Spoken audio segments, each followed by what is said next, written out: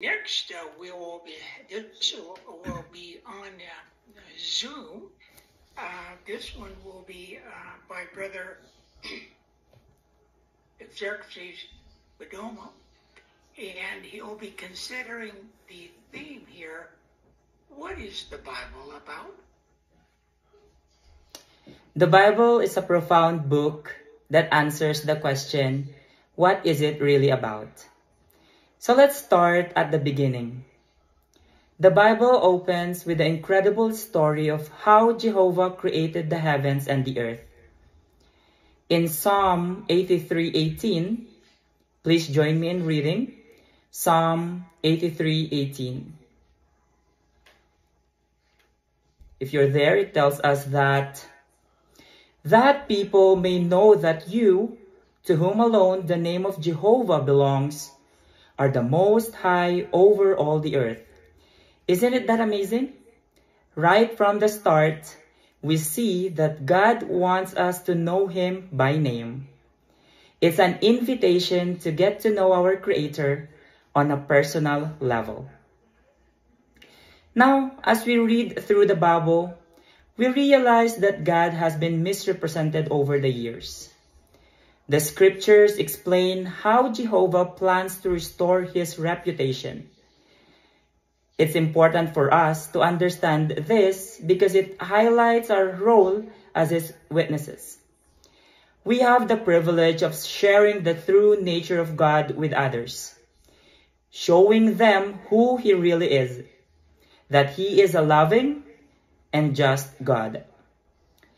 The Bible also reveals God's purpose for humanity and the earth. It assures us that He has a plan to eliminate the causes of human suffering in the future. That's such a comforting thought, isn't it? When we see the challenges in the world, it helps to remember that Jehovah cares for us and has a hopeful future in store.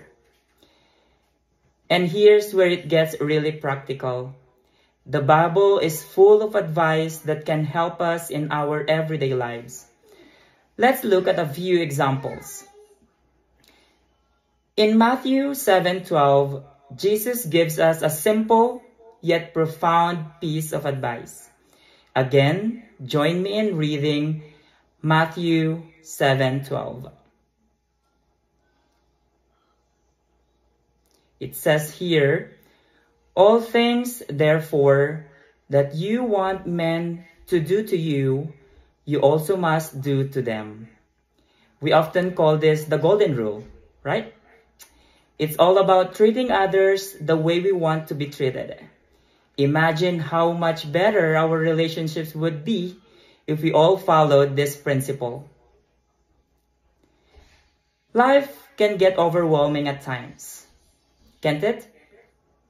Jesus also tells us in Matthew 6:34, "Never be anxious about the next day, for the next day will have its own anxieties." What a relief! Instead of worrying about what might happen tomorrow, we can focus on today and trust that Jehovah will provide for our needs. Lastly, for those of us who are married, the Bible offers great advice too. In Ephesians 5:33, please join me in reading for the last time. Ephesians 5:33. If you're there, it says here, "Each one of you must love his wife as he does himself. On the other hand, the wife should have deep respect for her husband."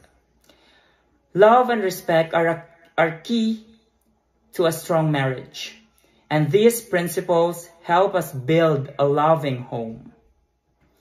So in conclusion, let's remember that the Bible is more than just an ancient book.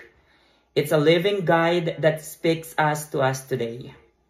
It invites us to have a deepened relationship with Jehovah, understand His purposes, and apply His teachings in our daily lives.